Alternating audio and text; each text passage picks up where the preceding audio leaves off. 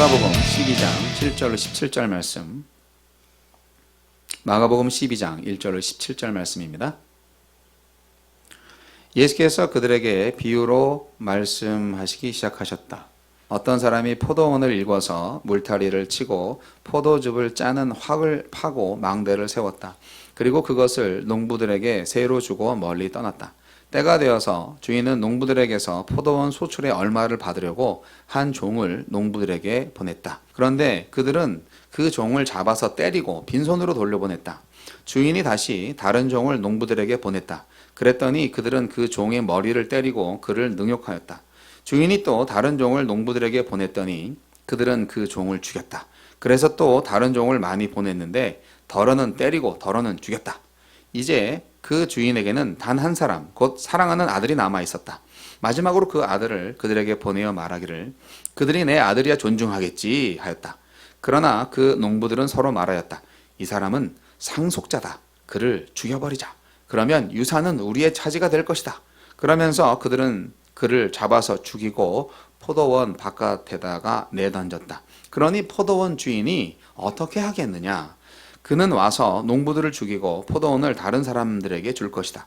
너희는 성경에서 이런 말씀도 읽어보지 못하였느냐? 집을 짓는 사람이 버린 돌이 집 모퉁이의 머릿돌이 되었다. 이것은 주님께서 하신 일이요 우리 눈에는 놀랍게 보인다. 그들은 이 비유가 자기들을 겨냥하여 하신 말씀인 줄 알아차리고 예수를 잡으려 하였다. 그러나 그들은 무리를 두려워하여 예수를 그대로 두고 떠나왔다. 그들은 말로 예수를 책잡으려고 바리새파 사람들과 헤롯 당원 가운데에서 몇 사람을 예수께로 보냈다. 그들이 와서 예수께 말하였다. 선생님, 우리는 선생님이 진실한 분이시고 아무에게도 매이지 않는 분이심을 압니다. 선생님은 사람의 겉모습으로 판단하지 않으시고 하나님의 길을 참되게 가르치십니다. 그런데요, 황제에게 세금을 바치는 것이 옳습니까? 옳지 않습니까? 바쳐야 합니까? 바치지 말아야 합니까? 예수께서 그들의 속임수를 아시고 그들에게 말씀하셨다. 어찌하여 나를 시험하느냐? 데나리온 한 잎을 가져다가 나에게 보여라. 그들이 그것을 가져오니 예수께서 그들에게 물으셨다. 이 초상은 누구의 것이며 적힌 글자는 누구의 것이냐? 그들이 대답하였다. 황제의 것입니다. 예수께서 그들에게 말씀하셨다. 황제의 것은 황제에게 돌려주고 하나님의 것은 하나님께 돌려드려라. 그들은 예수께 경탄하였다. Luke 12, verses 1 through 17. And he began to speak to them in parables. A man planted on a vineyard and put a wall around it, and dug a vat under the winepress and built a tower, and rented it out to vine growers and went on a journey. At the harvest time, he sent a slave to the vine growers in order to receive some of the produce of the vineyard from the vine growers. They took him and beat him and sent him away empty-handed. Again, he sent them another slave and wounded him in the head and treated him shamefully. And he sent another, and that one they killed. And so with many others, beating some and killing others. He had one more to send, a beloved son. He sent last of all to them, saying, "They will respect my son." But those vine growers said to one another, "This is the heir. Come, let us kill him, and the inheritance will be ours." They took him and killed him and threw him out of the vineyard. What will the owner of the vineyard do?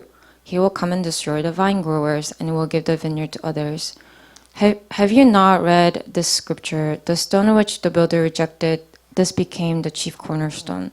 This came about from the Lord, and it is marvelous in our eyes. And they were seeking to seize him, and yet they feared the people, for they understood that he spoke the parable against them, so they left him and went away. Then they sent some of the Pharisees and Herodians to him in order to trap him in a statement. They came and said to him, "Teacher, we know that you are truthful and defer to no one, for you are not partial to any, but teach the way of God in truth. Is it lawful to pay a poll tax to Caesar or not? Shall we pay or shall we not pay?" But he, knowing their hypocrisy, said to them, "Why are you testing me? Bring me a denarius to look at." They brought one, and he said to them, "Whose likeness and inscription is this?" And they said to him, "Caesar's." And Jesus said to them, "Render to Caesar the things that are Caesar's, and to God the things that are God's." And they were amazed at him. 자, 오늘의 말씀은 악한 농부의 비유와 납세에 관한 논쟁입니다. Today's sermon is about this discussion between the parable of the evil workers on the vineyard and tax. 우선 먼저 살펴볼 악한 농부의 비유는요, 당시 유대인들한테 아주 익숙한 이야기였습니다. First of all, this parable of evil workers on the vineyard is very normal and normal story to the Jews at that time. 당시에는 그 팔레스타인 본토에 토지를 소유하고 타지망에 거주하는 사람들, 유대인들이 많았고요. 로마인으로서 또 팔레스타인 지역에 투자를 한 사람들도 많이 있었습니다. At that time, there were a lot of Jews and also Romans who invested in the land near the Palestine area, but lived elsewhere. 그래서 땅 주인이 부재중이어서 발생하는 문제들이 많이 있었습니다. So there were a lot of issues just because the owner of the land were away from the land. 비유 속의 농부들은요, 주인이 보낸 종들을 아주 박대합니다. In this parable, the workers of the field, they treat the servants that owner sent really bad. 영급 후 그들을 거절해서 주인의 인내심을 아주 시험합니다. They continuously reject the servants that owner sent to test the patience. 농부들은 바로 그 아주 직접적으로 그 유대 지도자들을 가리킵니다. We can see that these workers in the vineyard are directly pointing to the Pharisees and Jews. 또 이스라엘 백성 전체를 의미할 수도 있는데요. This can also mean maybe entire Israelites. 일단은 유대 지도자들을 가리킨다고 생각을 하시고 포도원은 이스라엘을 또 가리킵니다. The vineyard is also pointing to Israel itself. 그리고 종들은 하나님께서 보내신 예언자들을 가리킵니다. And the servants that owners sent refer to the prophets that God sent. 이스라엘의 역사는 반역과 거절의 역사입니다. The history of Israel is continuation of rebellion and rejection. 오늘 예수님의 비유 이야기에 등장하는 악한 농부 이야기는 출애굽 이후에 AD 70년 예루살렘 멸망 때까지 유대 민족의 역사를 압축하고 있다고 해도 과언이 아닙니다. It might not be an exaggeration to say that this story in the parable could be a shortened version of the history since the Exodus after till the fall of Israel, Jerusalem in the Jews' history. 이스라엘은 하나님께 택함 받은 백성으로서 여러 가지 특권을 지녔음에도 불구하고 선민답게 아름답고 거룩한 생활을 하기는커녕 온갖 이방 민족들의 그 나쁜 풍습과 인간의 아주 완악한 본성에 휩쓸려서 하나님의 뜻을 거역했습니다. The Israelites, even though they were the chosen people of God and God received a lot of special rights, but they did not live holy life, but accepted and adopted foreign countries and cultures and fell away due to their sinful nature. 그럴 때마다 하나님은 선지자들을 보내서 백성들의 죄악과 완악함을 책망하셨지만 이스라엘 역사는 대부분 줄기차게 불순종과 죄악으로 얼룩져 있습니다. And whenever that happened, God sent the prophets to rebuke these Israelites for their non-repenting hardened heart. 따라서 하나님은 당신의 관용과 인내를 오히려 멸시하는 이스라엘을 징계하고 결국에는 심판하시는 것입니다. So in that way, God brought a lot of generosity and forgiveness to these people, but in the end, He's bringing the justice. 이스라엘 역사를 보면 하나님은 주변에 있는 이웃 그 나라들을 도구로 사용해서 이스라엘을 여러 번 벌하셨는데요.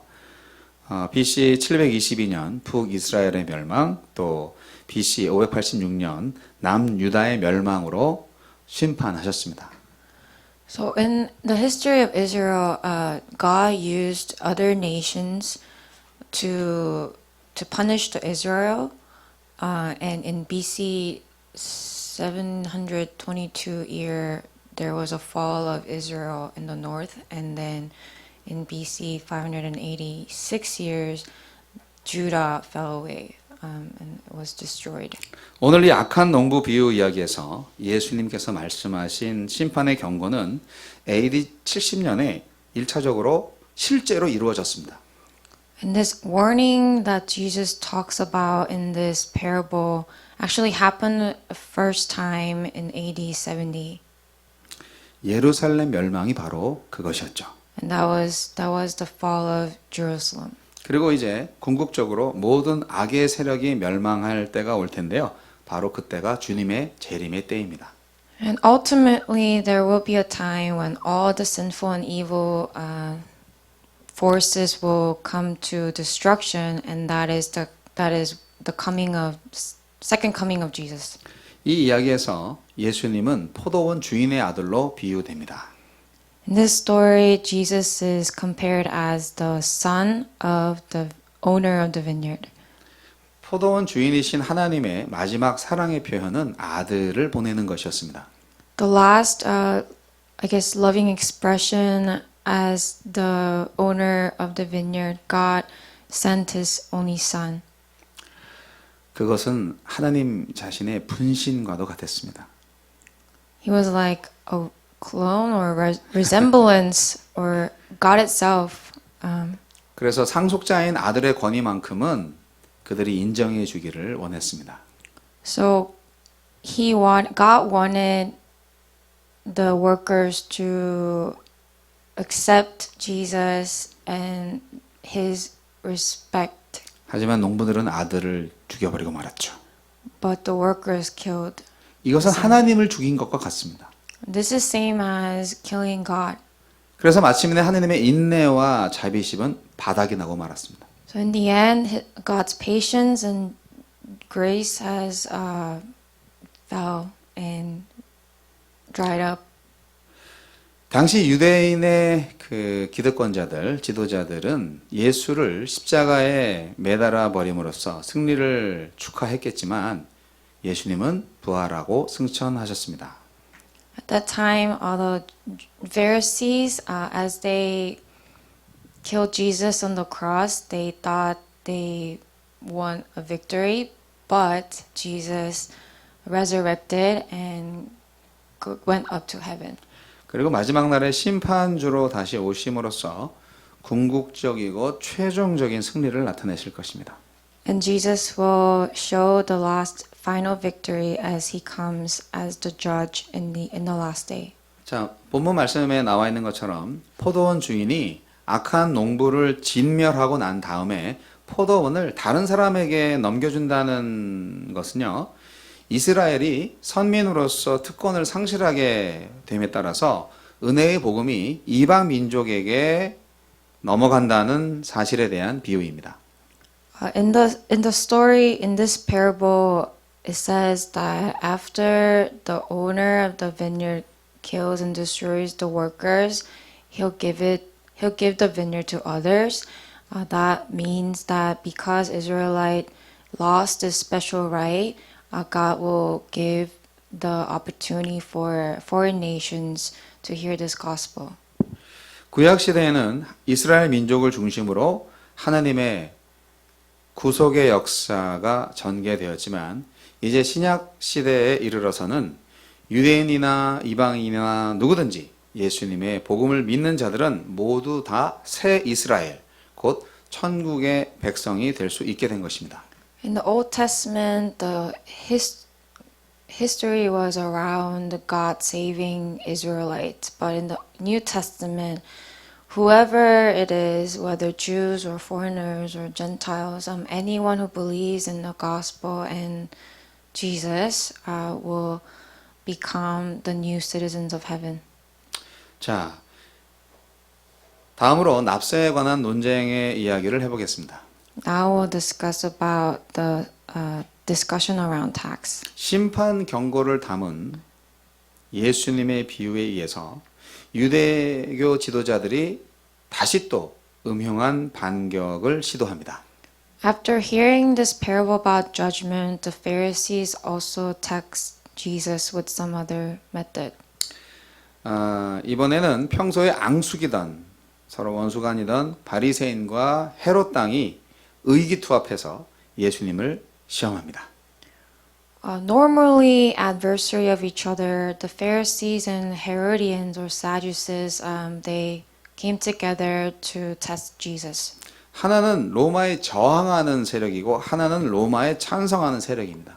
One opposes the Romans, one supports the Romans. 그런데 예수님을 잡아 죽이는 데는 한 마음이 되었습니다. But they were in one heart to kill this Jesus.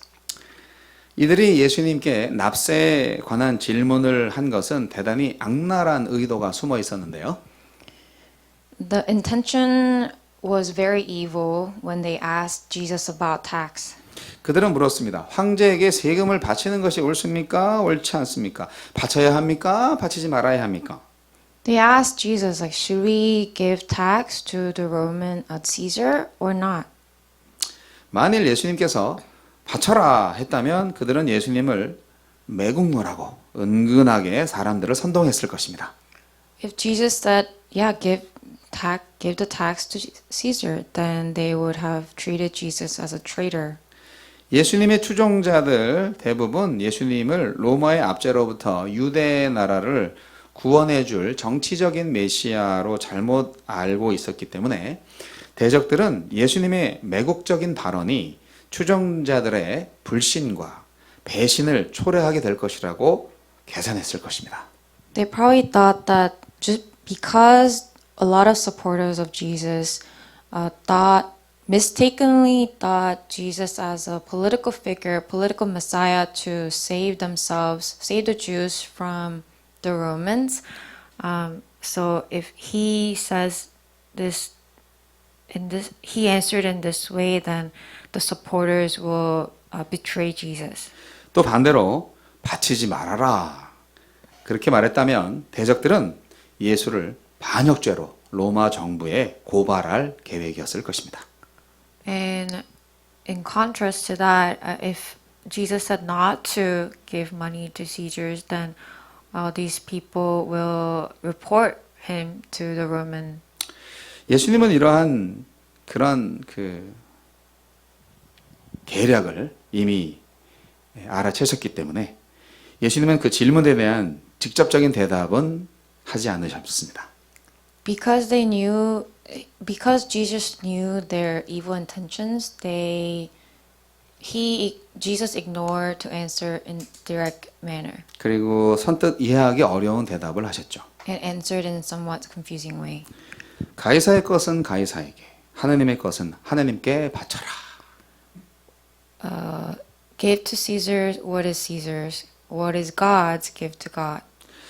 자, 뭐 여기에 대해서 사람들이 이제 놀랐다고 하는데 사실 잘 생각해 보면 이 대답은 참 난해합니다. 이해하기가 어려워요. 왜냐하면 가이사의 것과 하나님의 것에 대한 정의가 분명하지 않기 때문입니다. People are surprised, but actually it's very confusing to understand this because there's no clear definition of what is Caesar's and what is God's. 사실 근본적인 의미에서 이 세상의 모든 것은 다 하나님의 것입니다. In reality, at core nature, everything in the world is God's. 하나님의 것과 가이사의 것이 따로 있을 수가 없죠. There can't be something that's of God and that's of Caesar's. 그러나 예수님의 대답은 일단 대적들의 그 음흉한 계략의 공격을 막아내는데 성공했습니다.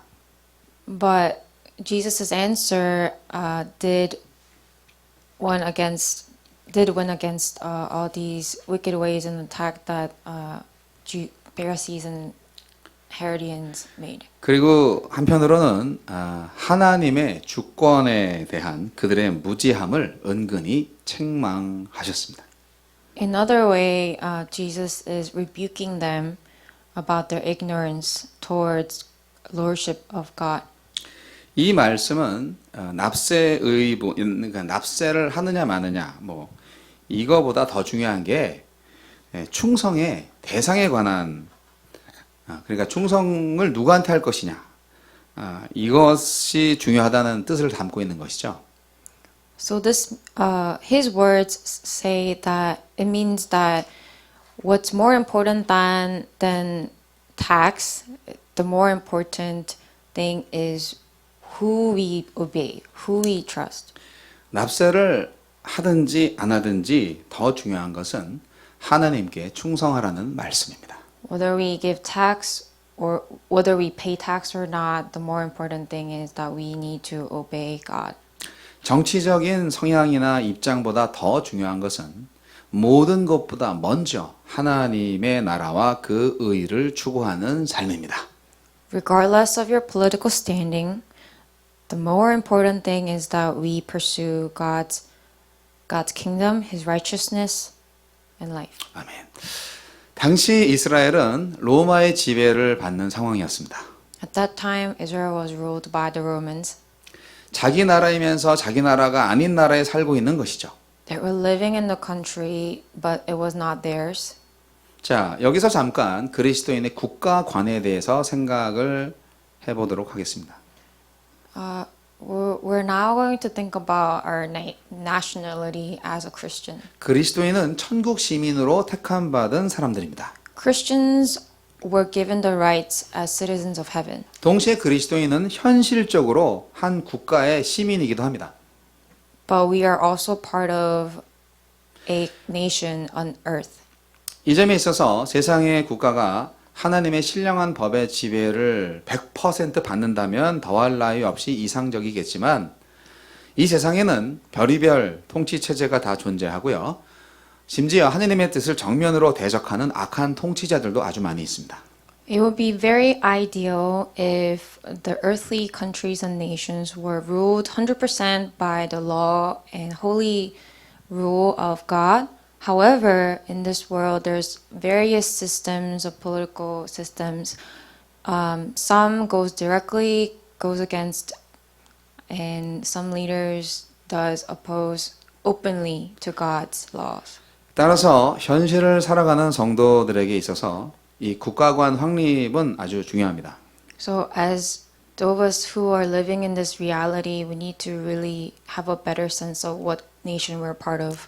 하나님의 나라와 땅의 나라에 대한 의무를 동시에 갖게 된 성도가 취해야 할 태도가 무엇인지 간단히 두 가지만 살펴보겠습니다. We will look at two attitudes as Christians who've been given the responsibility of the kingdom of God. 첫째, 우리는 국가 제도가 질서 유지와 공공 복리를 위해서 필수적인 것임을 알아야 합니다. First of all, we need to know that the political system is there and necessary for maintaining order and public welfare. 하나님은 혼란한 무정부 상태보다는 그나마 국가라는 제도를 통해서 일반 은총적 차원에서 역사를 진행시켜 가도록 허락하셨기 때문에 성도들은 정부와 법적인 권세에 복종할 의무가 있습니다. God allowed our history to build upon the system called nations. So instead of chaotic government-lacking state, He allowed us to have such system. Therefore, all of us have the responsibility to obey and follow the laws of the system here. 둘째, 만일 국가 또는 위정자들이 하나님의 뜻에 위배되는 방향으로 나간다. 그때는 성도들이 합심해서 복종을 거부하거나 개혁을 위한 다각도의 노력을 해야 합니다. Secondly, if there's any people or nations that goes directly against directly goes against the truth of God and the gospel, we need to come together to stop following or plan a reform in our own ways.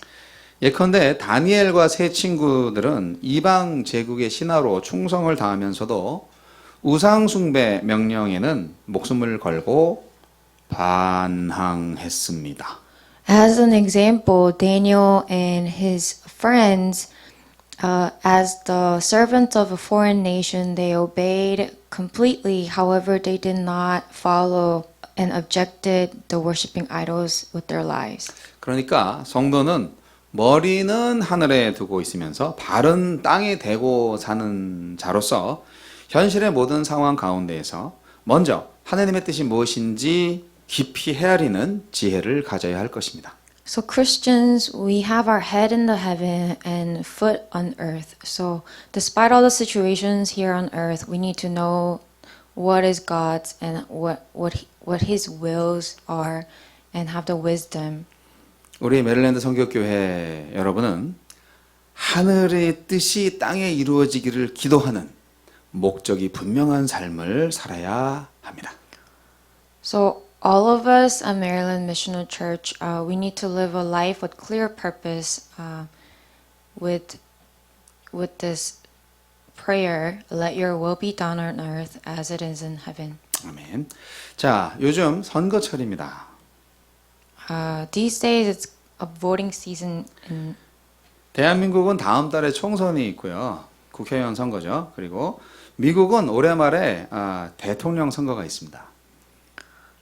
in South Korea next month there's a voting for higher up leaders like Senate and representatives. In America, in later this year, there will be a presidential voting. 여러분이 한 나라의 시민이라면 적극적으로 선거에 참여하시기 바랍니다. If you are a citizen of a nation, you should go vote.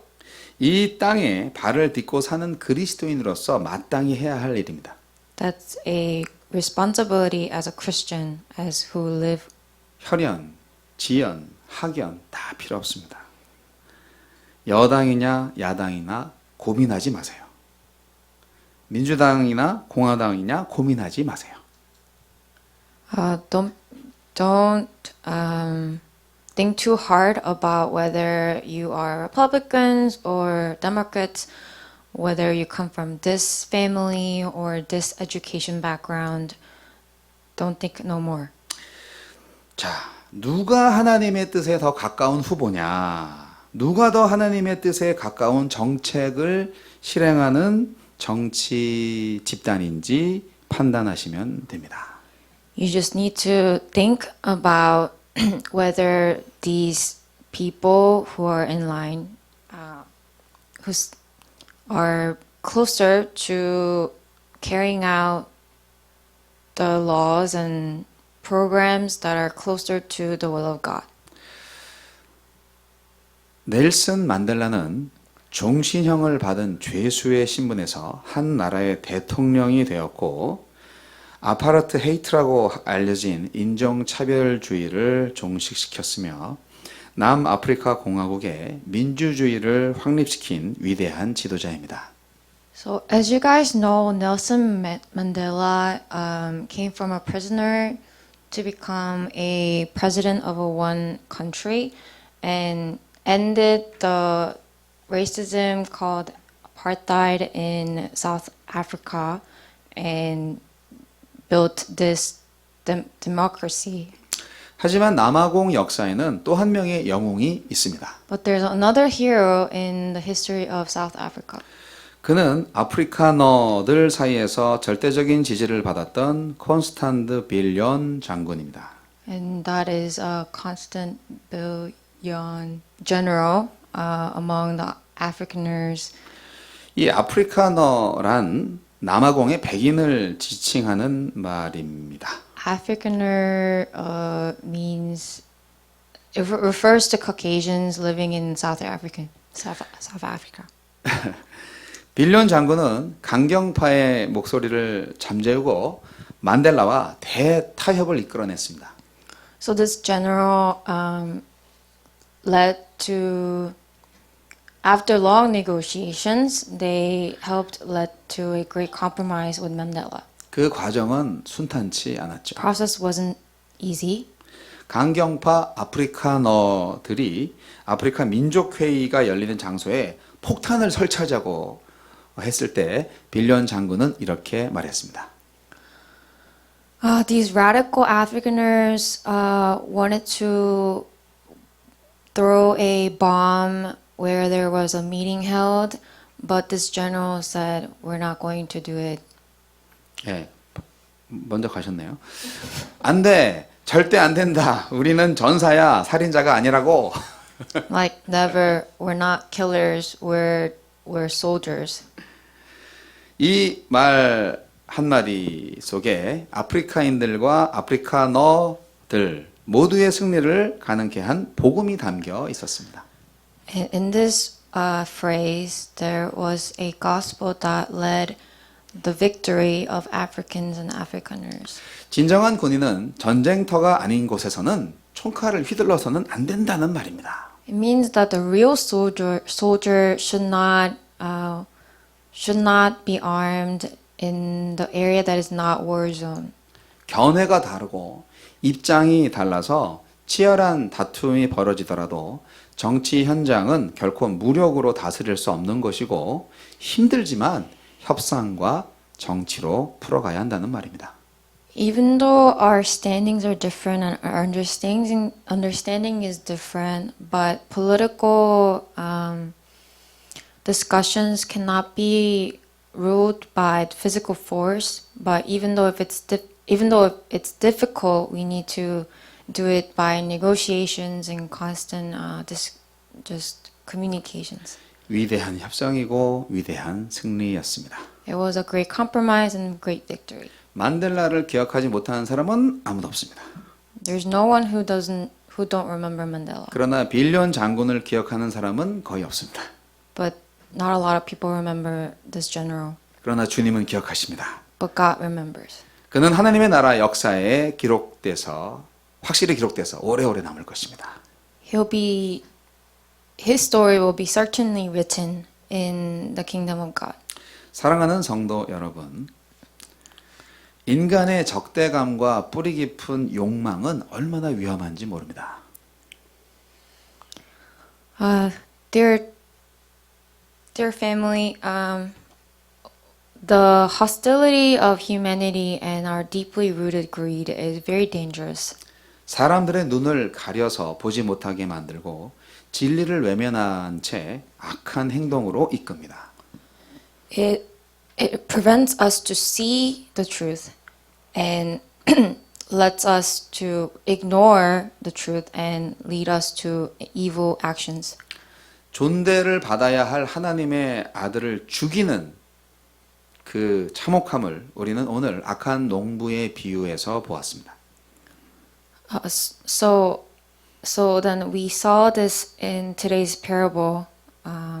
Son of God who must be respected was killed. This kind of disaster was seen in today's parable. 하나님은 많은 종들을 보내시고 마지막으로 사랑하는 외아들을 보내셔서 회개와 순종을 요구하셨지만 이스라엘은 끝내 거절했습니다.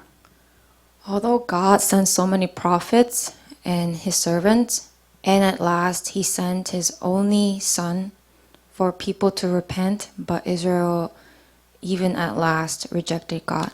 예수님은 하나님 나라에 하나님의 상속자로서 우리의 순종과 영접을 받으셔야 할 분입니다. Jesus, as the heriter of kingdom of God, is someone that we ought to obey and accept. 세상은 왜 끊임없이 선지자와 메시아를 거절해 왔을까요? So then, how come the world did the world continuously reject these prophets and Messiah? 그 이유는 주인이 가지고 있는 절대 권력에 대한 탐욕 때문입니다. That is because of our greed on the power that the owner has. 주인의 것을 취하고 싶은 강한 욕망 때문입니다. It's our strong desire to get what the owner has. 탐욕은 종교적인 위선으로 잠시 포장할 수 있지만 끝내 결국 드러나게 마련입니다. These evil greed that we have can be temporarily covered up by our religious hypocrisy, but in the end, it will be revealed. 유대 종교 지도자들은 예수님의 비유가 자신을 향한 것임을 알았지만 스스로 비유 속에 있는 그 반역자 농부의 길을 가기로 하여서 더욱 강렬하게 저항합니다. Religious leaders knew that Jesus' parable did point to themselves, so they themselves go the way of those workers and even strongly oppose. 결국 하나님은 심판하실 겁니다. But ultimately, God will bring judgment upon them. 결국 그들을 완전하게 버릴 것입니다. He will completely abandon them. 그 농부들의 최후가 상상이 되십니까? Can you imagine their destruction? 건축자들의 버린 돌이 위대한 교회의 모퉁이의 머릿돌이 되게 하시는 하나님의 말씀은 영원한 진리입니다. God's word saying that the stone that the builders abandoned becomes the cornerstone of the church is a forever truth. 성경은 예수를 죽인 그 시대의 강한 자들을 기억하고 있는 게 아니라 자신을 죽임으로 인류를 살린 예수를 기억하고 있습니다. Bible remembers God or Jesus not as someone that they killed, but remembers as someone who saved humanity. 예수님은 살인이 아니라 자기 희생으로 악의 세력과 싸워서 승리한 진정한 전사였습니다. Jesus was a real general, real soldier that fought against, with his own life, against the evil forces. 그것이 바로 자기를 부인하고 자기 십자가를 지고 나를 따르라는 주님의 명령이 의미하는 것이 아닐까요? Don't you think that is what it means for us to deny our cross and deny ourselves and take up our cross and follow his order? 기억하십시오. 예수님의 거룩한 교회는 십자가의 그 길을 따르는 자들로만 이루어지리라는 것을 말입니다. Remember this, guys. The Holy Church of God, Jesus, is only built and fulfilled by the ones who follow the ways of cross. 기도하겠습니다. We'll pray. 사랑의 주님, 지금 세계 각처에서 중국에서 발생한 코로나19 바이러스로 인해서 많은 사람들이 고통당하고 있습니다. Dear Heavenly Father, right now there's a lot of people who are suffering due to the coronavirus that started from China. 바이러스보다 더 무서운 것이 두려움과 차별입니다. But the more fearful than the virus is the fear and racism. 하나님께서 함께 하시니 우리에게 두려움은 없습니다. But because we have God with us, we have no fear. 사나 죽으나 우리는 주님의 것입니다. Whether we die or live, we are God's. 인종차별이 없게 하여 주옵소서.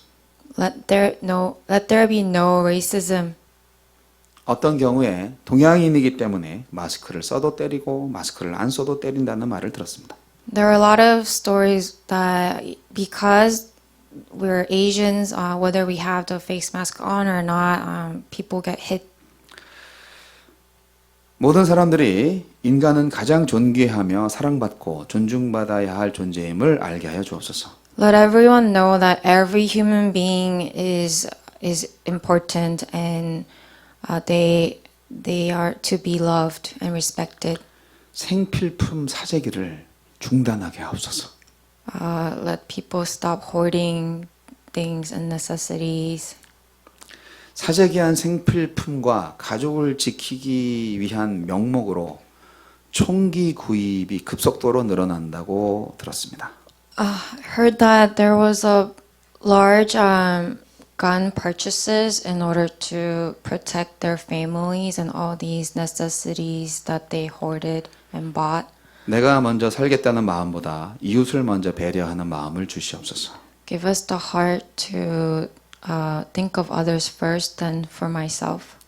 비즈니스가 중단되고 직장을 잃고 춥고 배고파도 우리는 슬퍼하지 않겠습니다. We will not be sad even if our businesses get stopped and we lose work and be cold and hungry. 누구도 원망하지 않겠습니다. We will not despise anyone. 어떤 상황 가운데에서도 우리와 함께 하시는 하나님을 찬양합니다. We worship you and praise you in all situations. 하나님께서 모든 문제를 곧 해결해 주시리라 믿습니다. We believe that you will resolve all things. 외로움과 고통 가운데에서 오직 하나님을 만나게 하옵소서. Let us meet you and only see you in this suffering. 하나님, 속히 이 나라와 경제와 정치를 회복시켜 주옵소서. God, quickly let the healing come to our nations.